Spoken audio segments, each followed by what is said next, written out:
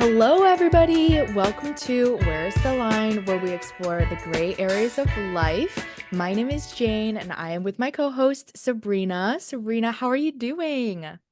Hi, Jane. I am doing really well. I'm not drinking these days. I'm not going on social media as much, and it's working wonders. 10 out of 10 recommend. It was very hard, trust me, and it's still I have hard days, but just the mental clarity I've been gaining and just reassessing my relationship with alcohol, my overall relationships with people, friendships. It's been very interesting. I'm noticing some patterns and today we talk about wellness and all that. So it's going to be really interesting, just in general, how some of these cutbacks have positioned me to just be happier. So I'm not sure how long this will last, but I'm doing really well. How about you? Also, it was your birthday. Happy belated birthday. Thank you, thank you. I'm very proud of you because I feel like in the Midwest, oh, I don't know if you feel this way, but I feel like in the Midwest, especially in the wintertime, there's like nothing to do.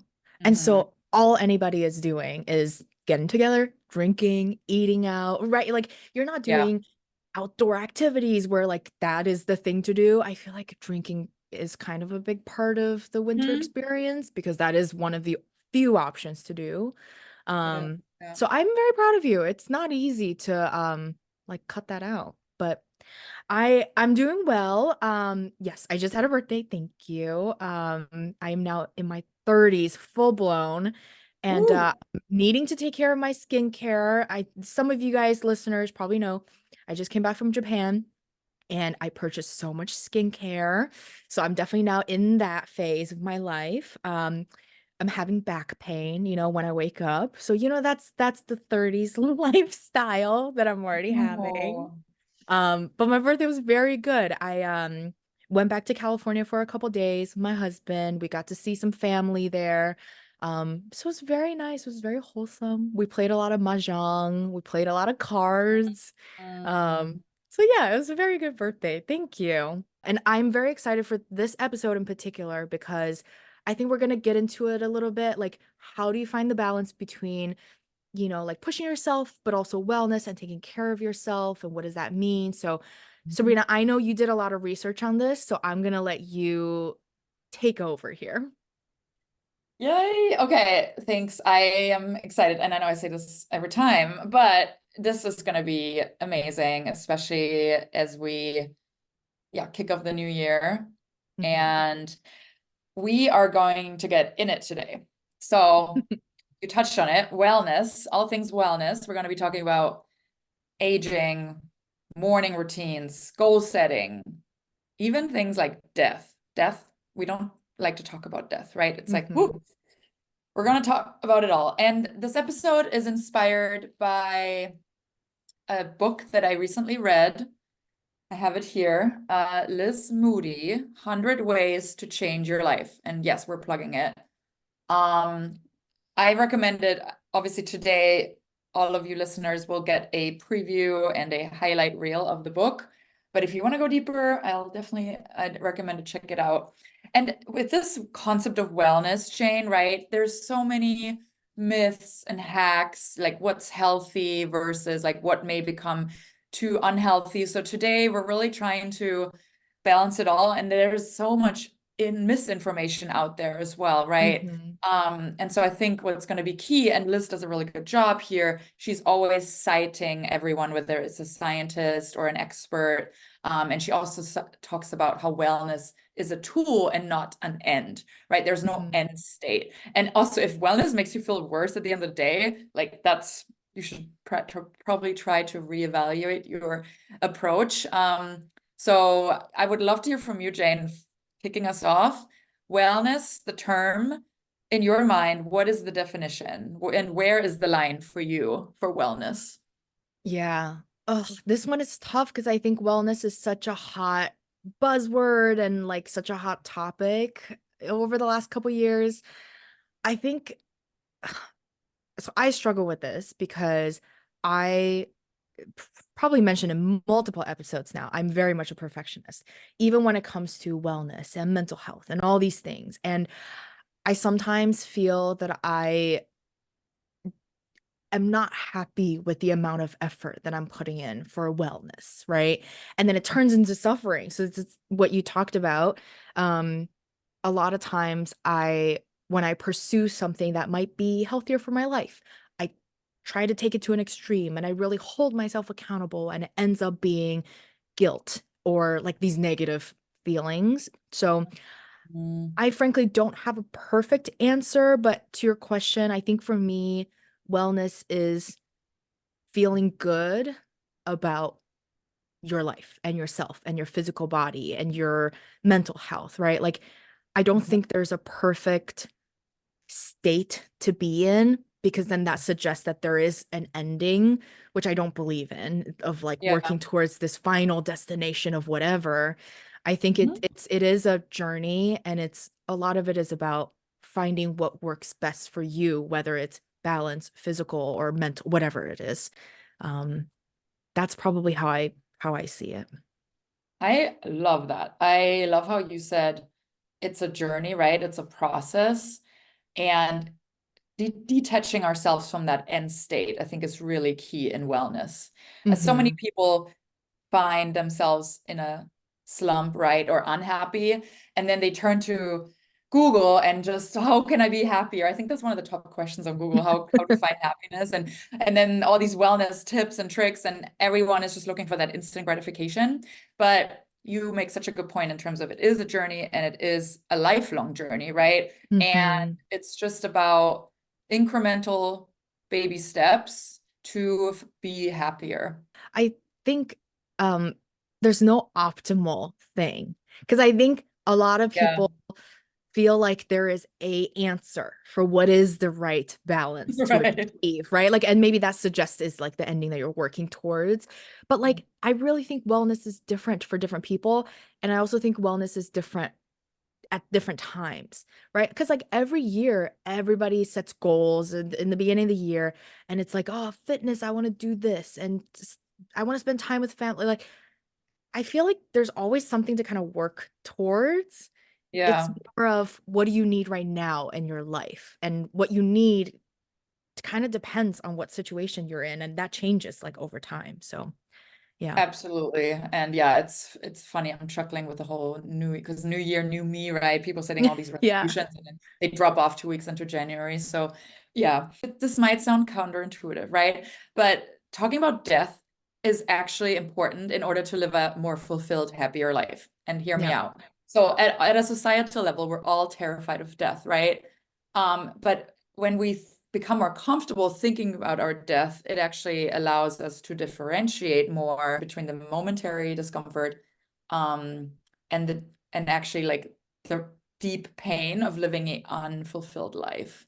And Mm-hmm. so I guess we want to talk more about what can death highlight about living a life that you're proud of today. Like when you're on your deathbed in hopefully many, many, many, many years, um, Mm-hmm. when you think back, like you don't want to leave what ifs on the table, right? You want to be able to say, I've done it all. And so, Jane, like, what are your thoughts on death? And does it terrify you? Do you Oh. like have you come to terms with it? Like I myself, I used to be terrified. I had Mm-hmm. nightmares about it. But yeah, what is your thoughts on that? And what is like a healthy dose in your mind? Like where is the line in terms of thinking about death? Oof. Okay, well, I definitely don't think people should dwell on this because you can definitely get into a very dark place. Um, Gosh, this is such a good question, and I want to know more about how you kind of navigated that. It sounds like you went on a journey yourself. Um, Mhm. for me, I mean, I'm scared of it, right? Like I feel like that's a natural thing. But as I get older, one of the things I've been really trying to work on over the last, I would say 2 years now, but I think it's become a more and more important thing for me as I'm Mhm. getting older is to not have any regrets. Um, and what I Yeah. mean by that is maybe it's like prompted by the idea of death or like this like philosophical idea of you don't want to have any regrets if something were to happen tomorrow. Mhm. Um, but An example of that would be from a work perspective. I was curious about this opportunity. So I'm going to go take action. I'm going to see for myself, is this something I want to do? If I pursue this, then I know I came in with the most amount of information I had. I have no regret whatsoever. If it was the wrong decision, I have no regret that I came in with as much information as I know. Same with my relationship with family and friends. Um, I'm trying to do my best to continue to stay connected to my family, even if like it's not a common thing for us. So I have no regrets, like with people's birthdays, with people's, I don't know, anniversary, whatever. I'm gonna send a message to people, even if they don't care for a message, but I have no regret, right? Because I did Mhm. the things that I needed to do to be a good partner, a good colleague, a good family member. I'm not perfect in doing this, but it's something I'm working on. But for me, I feel that if I did the best that I could have in all these situations, I will not fear anything. In the short term, it's like fearing criticisms, fearing these comments that people or like judgments. But in the long term, like ultimately, like if I die, I don't have regrets. Um, I Yeah. don't know. I mean, that's when we were kind of talking about and prepping for this, that was like the first thing I thought of. Mhm. Um, but tell me your experience with that. Yeah, and it's a good reminder what you mentioned because I will piggyback off of that. This notion of when you're on your deathbed, I try to remind myself, "N- what if it's so bad if you have regrets about not doing something because you're worried about what other people think, right?" And we talk about this a lot in terms of goals and how we want to get rid of expectations and just be more confident and not worry like about what other people think or not have so much imposter syndrome and just go for it. And I think there's something to be said about just giving your best, no matter what that is, but also regardless of what the other people think. Mm, Because at the end of the day, if you look back on your life, you want to be able to say, I've tried all the things that I wanted to do and I always gave my best. So that hmm really resonates with me. I also, this is kind of sad, but also every time, and unfortunately, my dad passed away. So when someone close to you passes, it just reminds you of life is so, so short. And I know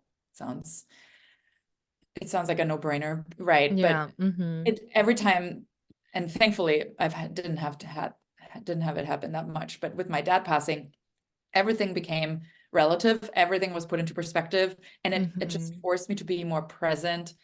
And it's something I remind myself every day, just be more present. And when I want to go after something, say yes to more things without the fear Hmm. of what people think of me. I'm just, what would my dad do? He would do it. And he was someone that never feared, unfortunately, sometimes to his demise. But I really, really respected him for that. And I tried to live up to that. So, Dad, if you're listening, we're doing the thing right here.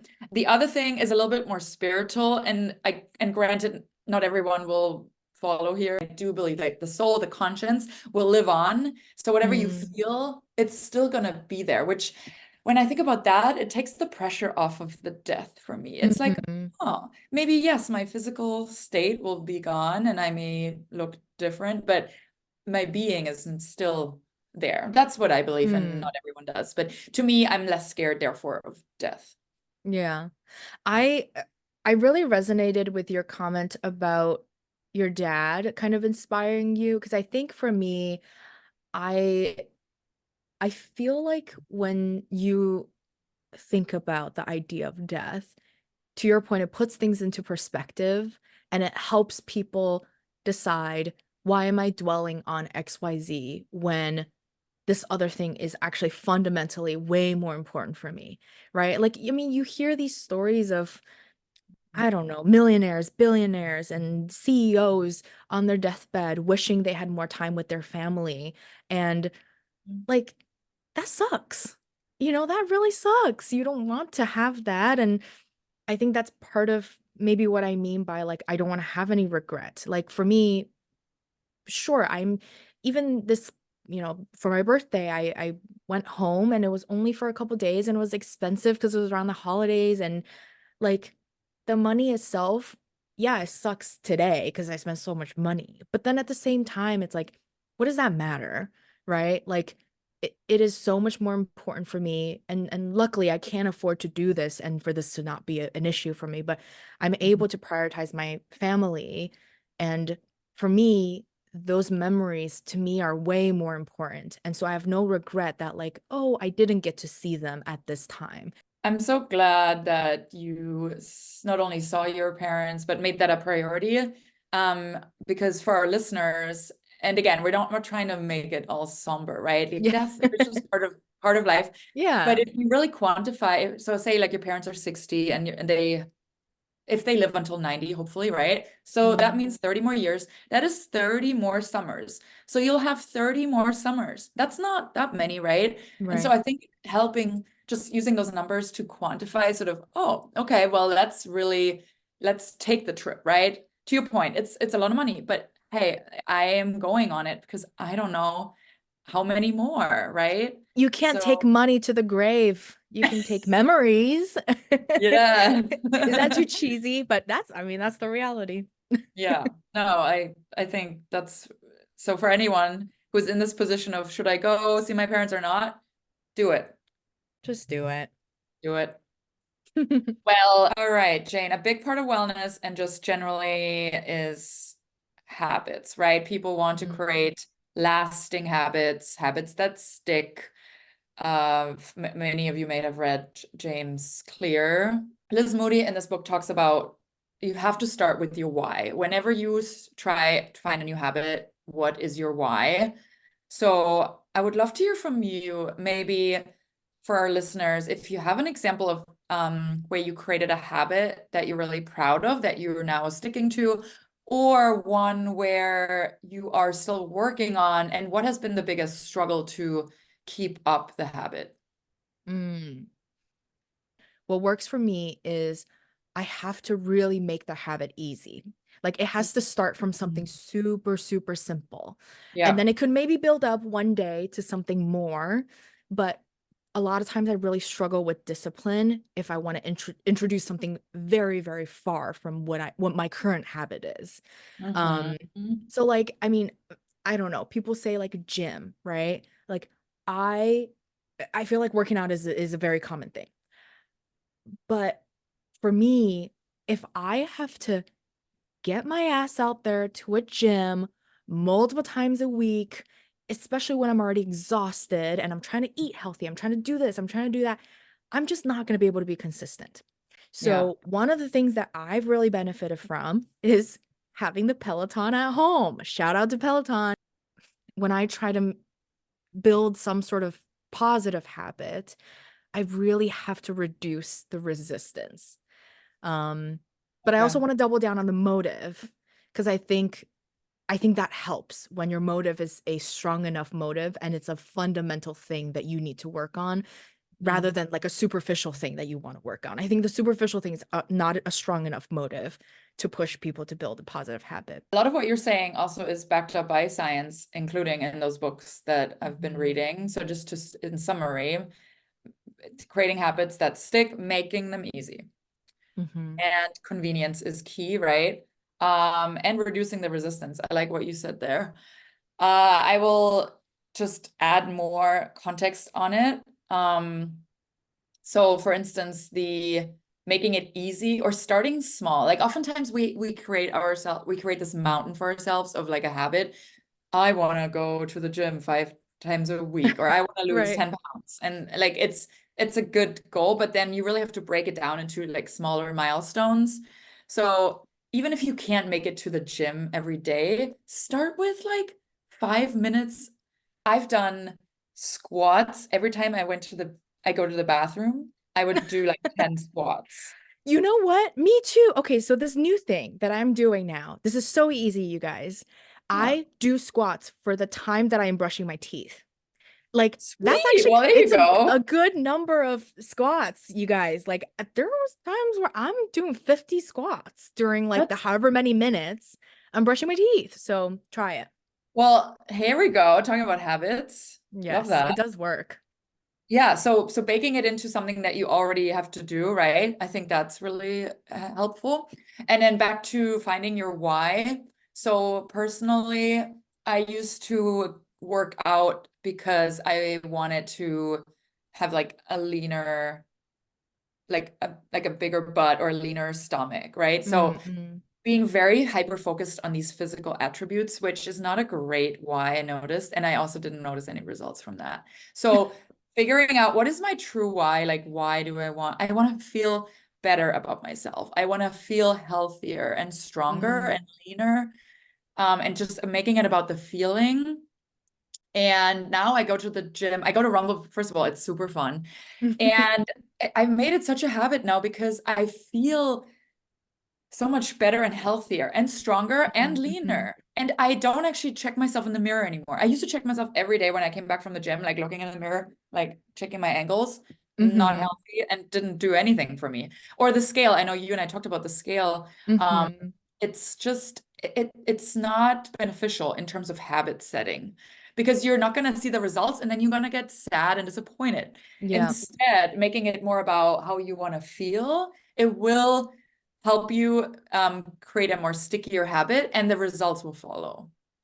One question I had for you, this is something I struggle with myself, Mhm. is I find that if I'm being fully honest, I Yeah. find that a lot of times women, maybe men too, I don't know, I don't want to speak for everybody, maybe not all women, but a lot of times we want to lose weight because I think weight is a one is a big problem in America, but also too for women in particular. We get a lot of pressure to look a certain way. Um, and I sometimes struggle with the fact that outwards, I have to say I want to be healthier because that is the right thing to say. But inwards, I want to lose weight. Right. So it's Yeah. I love the fact that you were talking about like Rumble, it made you feel good and strong. And then like it's like these positive words, and that's Mhm. great. But I wonder if that's something you've experienced previously where like deep down, I just want to lose weight because I know that is the thing that like society wants me to look a certain way or whatever. But then on outwards, I have to say I want to look healthy. I want to or I want to be healthy or I want to look stronger or be stronger. Like I have to use these other words to mask the fact that I want to lose weight. Interesting. Yeah. I have a thought on this, and I would again want to hear how that resonates. This is a lot of therapy work. When I truly dug into why I want to lose weight, it was a lot of times because my other people, society, Mm-hmm. my mom, sorry, mom, I thought I needed to lose weight because they would like me more. Oh, I think I needed to fit into a certain stereotype.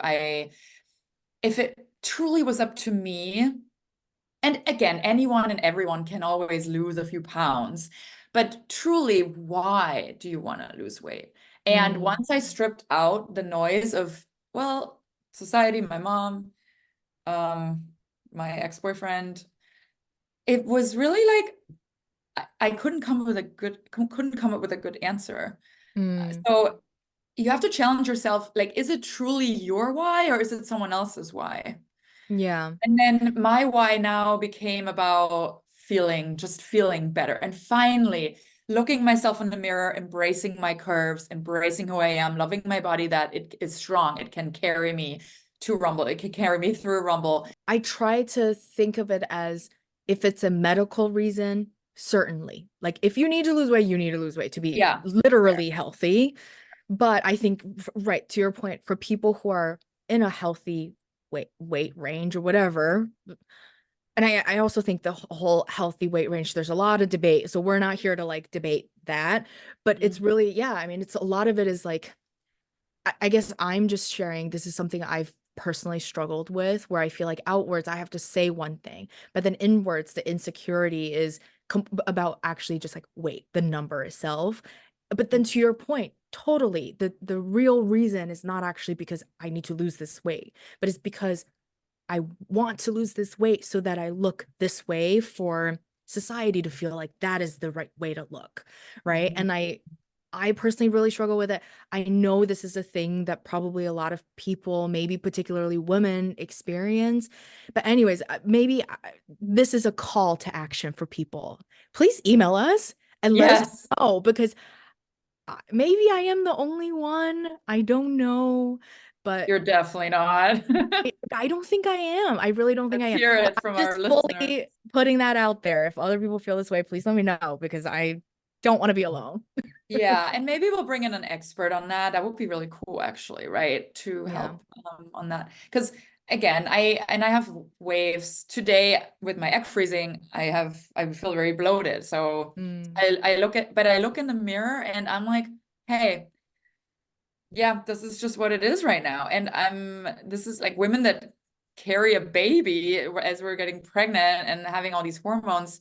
It's a wonderful thing, and bodies will change. Although it is already terrifying to me what will happen during pregnancy and how it will look. So, but yeah, it's an ongoing thing. But I just try to remind myself, like, why am I? Aside from health reasons, everyone should Hmm. always work out and be healthy. And if people are obese, like that's a problem, right? But like just ask yourself more on why. On that note, creating healthy habits and sticky habits, a lot of that is a big part of this is goal setting, right? Hmm. Jane, so I want to go through an exercise with you that is also again exemplified in more detail in this book. And so for this exercise, please share with us a goal that you have that's important to you for 2024. And then we'll walk through some of the frameworks that Liz Moody mentions. And for our listeners, if you want to follow along as well after Jane walked us through her example, think about a goal for 2024. Mm. Okay, I did do some homework for our audience, so it's okay, audience, if you don't have an answer immediately, because it did take me a little bit to figure out what it is I want to Mhm. work on. Speaking of social anxiety, one of the things I struggle with is doing very mundane things alone. So, an example of that, I find that a lot of activities are social activities, and I feel really uncomfortable when I do them alone, which I then don't do. So I always Yep. back out. I'm a wuss about it. But then plenty of people go do these things themselves. So an example of that is, say, watching a movie. Mhm. Totally okay to watch by yourself. Plenty of people actually enjoy that alone time. But I always feel like it's a social thing. And so I always worry if I go alone, what are people going to think about? Nobody's thinking about me, but I'm Yeah. concerned about it in my mind. So my goal is becoming more comfortable doing mundane things alone. I like that. Okay. Well, to challenge you a little bit though, so as we're going to learn in this framework, in order to really make goals, to fulfill goals or to meet our goals, they have to be really specific. So I Mm. love the goal. How can we make it a little bit more specific? So, hey, Jane, for instance, looking at the next month, could Okay. that be maybe a 1 month, once a month, you go to the movie theaters by yourself? What are we thinking? Yes. Okay, I like that because I feel like I need somebody to hold me accountable, even though it is very nerve-wracking to even think about it. Um, but yes, I think okay, so going back to the habits that we talked about, I think I need to do something that is less little stakes involved so that I'm not too nervous. Um, which also I really hope that people who are listening are not judging me because I know these things are so mundane and they're so normal, but I just have this blocker. That's Um, okay. so okay, I'm gonna do I'm gonna do one movie alone in the month of February. You can check in. You Amazing. can check in. Or I Okay. will text you when I'm on my way. And then I'll update you after I'm out of the theater, running home because I'm so stressed. But yes, I'll Please, commit to one at least. Let's start with one. we need to hear back. Okay, I like that. Very specific, very quantified. So yeah, for listeners, again, as you think about goals, if it's about being healthier or going to the gym, try to be really specific, try to commit to a number with the why behind, right? Why are you doing this? But try to be as specific as possible. For me, for instance, I was thinking about our podcast and how we want to grow. And at first, I was just like loosely sort of, yeah, we want to grow the number of listeners. But I was challenged in that, no, no, no, let's be really specific. So now I'm saying we want to triple the number of listeners by the end of the year. So see how it Mm. just becomes more specific. And it's scary, right? Like my intuition was like, no, shy away from any numbers, because then what if you don't succeed, right? Like, what are people going to think? No, but that's the whole point. It has to be a little scary. It has to be a little bit daunting. It has to be something that people can hold you accountable towards. So, Jane, once you going to the movie in February once by yourself. I love that. Now, in order to make it really sticky, there is a really cool framework that I learned about that I want to share now. So it's called the WOOP method. Mm-hmm. WOOP. WOOP. What is your goal? We already did that. Mm-hmm. Number two, what is the desired outcome? Mm. And I'm just gonna I'll share them all and then we'll go one by one. So what is the desired outcome? What is the obstacle? And what is your plan? So Jane, for this goal, what is the desired outcome ultimately? So the why. Mm. Okay, well, I want to work on being more comfortable being alone and being more independent. Amen. What might be an obstacle you might be facing? Mm. Okay, well, one, I always find an excuse to back myself out. That's just that is a problem in life that I'm Yeah. working through beyond this. Same. Um, but oh gosh, I mean, listen, it's February, so like if there's a storm, I could very well not go to this movie. Safety first, safety Yeah, first. sure. No, you won't catch me like dead outside, but on my way to the theaters. Got it. Fair. So what's your plan to overcome those obstacles? Here's the thing. This is what my therapist told me. She said, if I'm nervous about going to the theaters, which again, silly to say, but you guys, this is a concern. Hmm? She said that I could go to the theaters with my husband. He's also going to go to the theaters, but he's going to go to a different movie. Ah, shortcut. So he's going to still leave my ass in the theaters in whatever show or I movie think I'm going that's to watch worse than alone. going. So I'm still gonna have to work on my independence. But at least we can walk there together. At least, there's like less, again, it's like making things easier to Yeah. accomplish.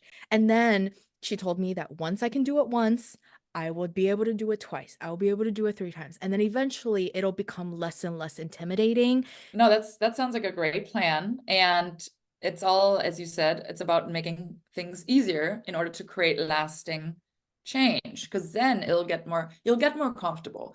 And then step by step, you can take away these other elements of Kyle. Sorry, Kyle. Um, yeah, so that's wonderful. I will definitely check in with you. Um, would love to hear from our audience some of your goals and try to write them down and try to apply this WOOP method, WOOP. What is the goal? What is the desired outcome? So the why, what is the obstacle, and what is your plan? And within that plan and on the notion of making things easier, another concept I read about that I want to share is called temptation bundling. Mm, So what that means, yeah, and maybe Jane, you want to think about, which you already touched on it with Kyle, like it's about just making things easier. So for instance, if you have a goal of becoming healthier and want to work out more, you mhm, could bundle that temptation of, for instance, you love watching a movie or you watch a Netflix show or listening to a podcast. You could say, I will only allow myself to watch my favorite show on the treadmill, or I'll mm, go on the treadmill and then I'll watch that show, right? mhm. And so just again, incorporating things that you enjoy with things that you might be dreading in order to create that habit. Right. There's like some sort of incentive so that you are more motivated. That like you can't talk yourself out of the situation. It helps the situation. Okay, so for me, Yeah.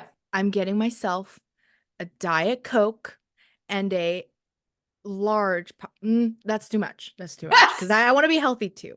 A small popcorn and a Diet Coke in whatever Mhm. movie I'm watching. That's amazing. Yeah, exactly. So you have something to look forward to and you're working on your habit. So perfect. Okay, well, on that note, now looking at our morning, so much about happiness, wellness, feeling good is about how you start your day. It is so, so crucial. Hmm. And so how can we ultimately wake up better, right? In a better mindset. I will share, but first, Jane, I want to hear from you. Are you a morning person? Like, are you up and running? Walk us through your morning. No, no, I'm not. I'm not. I'm gonna be honest. Yeah. Um, okay, here's my routine, you guys. I'm dropping my routine here. Everybody take notes. I I wake up, Hmm. I hang out in bed because it really takes me a little bit to get going. Then I cuddle with my dog, because by then she's already up there and she's kicking me. So Oreo's up there, we're cuddling. We have to be there for a couple minutes at least. And I talk to her and I remind her how beautiful she is and how cute she is. Then I get out of bed and I chug water. Because remember, my in of this year is chugging water, which I will say has been very, very good. So I Okay. do recommend this now. So I'll chug water and I really debate. I Most of the time I don't eat breakfast, which now I'm wondering if I should, because there's a lot Mm, of research out there. So I'm kind of curious if our audience are they breakfast people or not, but I generally don't eat breakfast. mhm, Um, but that's kind of my thing. And then I'll get coffee, I'll walk Oreo. And I think walking Oreo actually really helps me clear my mind in the morning because I'm not getting straight into working. That would be very mhm. frustrating for me. I have two follow-up questions quickly. Ooh, okay. Where is your phone in the morning? At what point are you touching your phone? And two, I love that you cuddle with your dog and tell them how beautiful they are. Do you talk to yourself in the morning like that? No and no. Well, the first question is about the phone. My phone is right next to me, which I know is so wrong. It is so wrong, but it is my alarm. Mm. I know, I know, I know. No, not Everybody's judging. disappointed in me. Um, I do look at my phone pretty much immediately because and this is the thing, I need to stop caring about work. No, and that's, I think, I mean, we're all very much in a similar boat, but this is really something I'm now, for a few months now, I have been testing out. Hmm. So the phone is not in my bedroom anymore. Do not disturb, one of the greatest inventions ever. Turning that on, it turns on for me at like 10 p.m. And in the next morning, because so for context, what I've been reading, Dean Graziosi is a great guy. He's an American investor, very successful. And what he talks about on this notion of being happier and having a more fulfilled life. So what is the most important one of the most important feelings or beliefs in life? Confidence. And Mm, so in order to grow and just be confident every day and show up for yourself, you don't want to be in a defense mode right when you wake up. And so exactly what you just said, when we usually wake up, we turn to our phones, there's a sleuth of emails, people hmm. annoying us, and we get bogged down by all these commitments. And you're already starting with this, oh my God, I need to now react and defend. And Mm, to your point, see what I'm in for the day. hmm.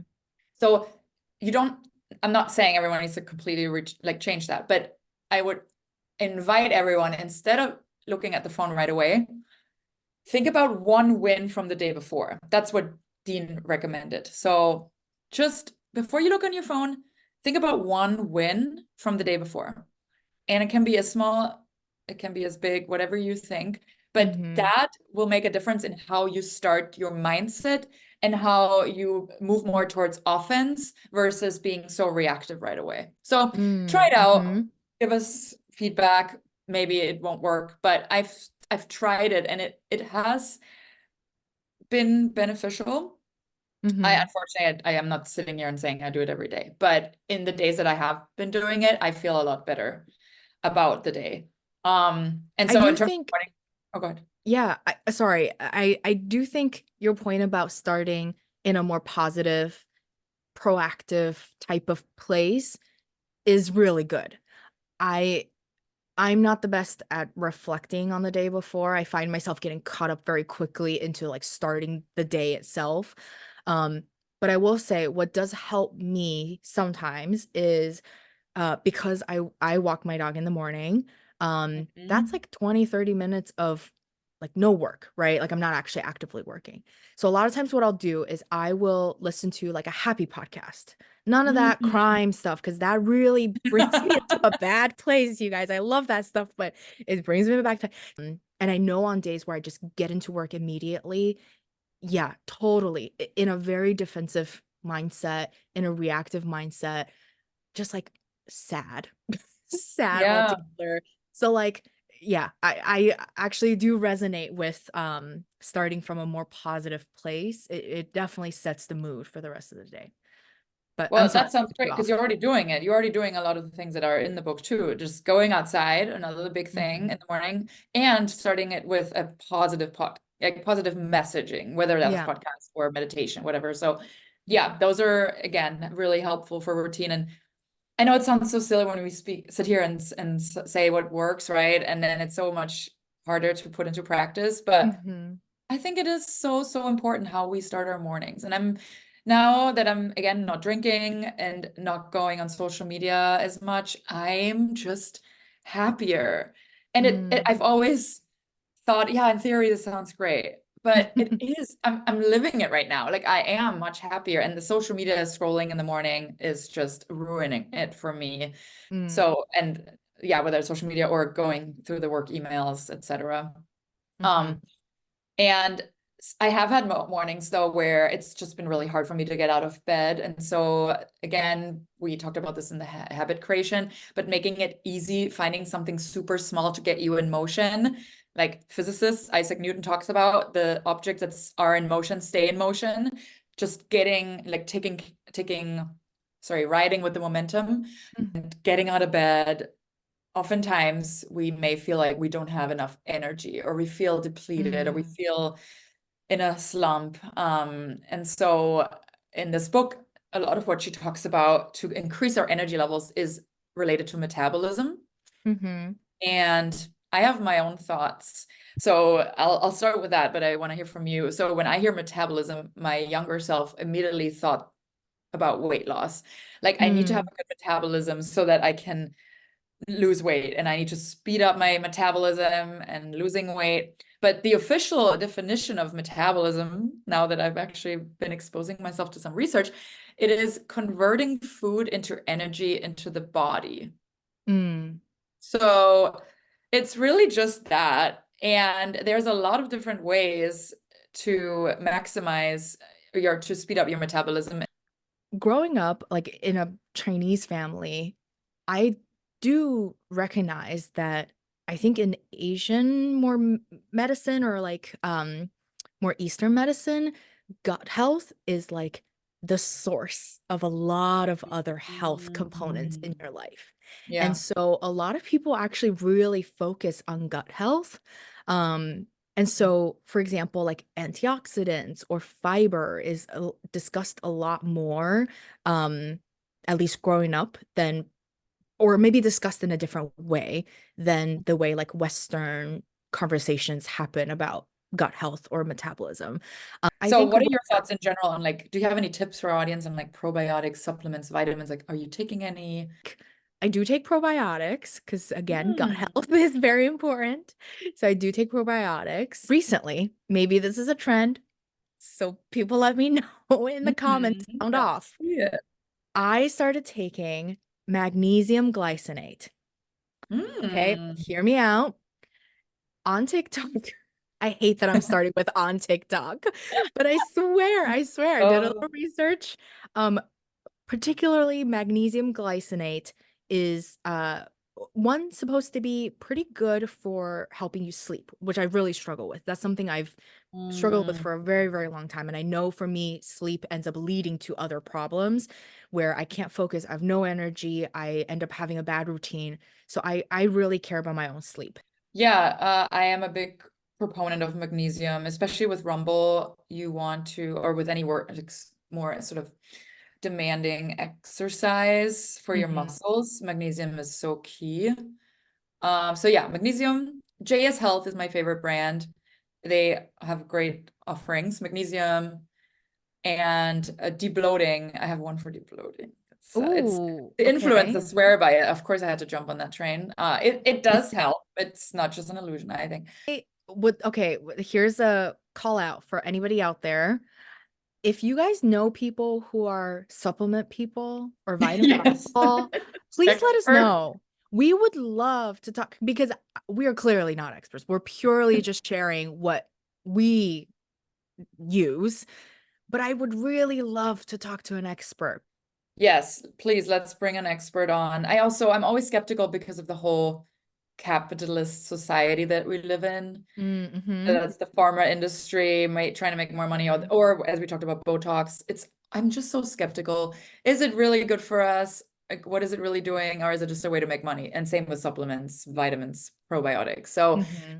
but yeah, hearing it from an expert that may not be necessarily there to make money, like a medical professional, that would be nice. Hmm. Uh, Yes. Great. Agreed. All right, Jane. Well, we're wrapping up here shortly. Last question, because we love ourselves some boundary talk here. Mm-hmm. Uh, in summary, how do you feel like where to set boundaries with self-care, wellness? Um, Mm-hmm. for instance, one boundary that I've been setting myself is so when I get an email that annoys me or a text or someone inviting me to an event, Mm-hmm. before I respond right away, I will pause, I will put it away, I will wait for at least 2 hours, um, and come back to that for my own self-care, my own sanity, my own well-being. That's a boundary that Mm-hmm. I'm setting. But yeah, do you have any boundaries that you're working on in that topic? Yeah, one thing I really struggle with, and I think I mentioned this maybe in the ins versus outs, the first episode. Mm. Um, I part of it is perfectionism, but I really struggle with not responding to people on time. And I feel so guilty. And this is actually something I'm literally going through right now is like work has been very busy, life has been very busy. I've been traveling a lot, and so I am behind on a lot of things. Also, I just had my birthday, so I'm getting texts from people and I'm just behind like on responding and saying thank yous and all that. Um and like I'm really trying to be okay with not responding in a timely manner, whatever timely manner means to people, because I think it has different definitions for different people. Same with work, right? Like we talked about waking up and I am guilty of like looking at my phone immediately to see what I can expect for the day. But I do like sometimes we'll see messages or like Teams chat or something from people and I don't respond. Like I will wait until I'm back at my work at my desk to then Okay. respond to people rather than trying to message people on my phone to respond. So yeah, I think that's something I really struggle with. And I think a lot of it is self-inflicted stress because I Mm. don't think anybody is actually expecting a response. Like if they really needed a response, they would have pinged you again. Right. Well, thank you for letting me sort of not test Yeah, you, but interview you today. This was a this great is conversation, fun. I thought. Yeah, and again, we're not experts by no means. We're also not trying to tell people what to do. If your lifestyle works for you, please, like that, we're all about it. This is just helping us optimize our life, right? And if you're not happy, just some tweaks, some small things people could maybe incorporate into their life that may help you become happier and more fulfilled. So that was the purpose of today. And with that, I talked about this book again. And what we're offering here today is for those of you that are interested, we're going to do a little giveaway. Ooh. So Yeah, we'll more to come on our Instagram, but the lucky winner will get Liz's book. So yay, hoping you guys are excited. And we'll do that. And yeah, again, we just want to hear from you. Please email us at whereisthelinepod@gmail.com. All things wellness, tips and tricks, hacks, myths. Please let us know. And as always, you can subscribe to us wherever you listen to us. We're on Apple, Spotify, Google. Rate, review, subscribe. Thank you all for listening and be well. Bye.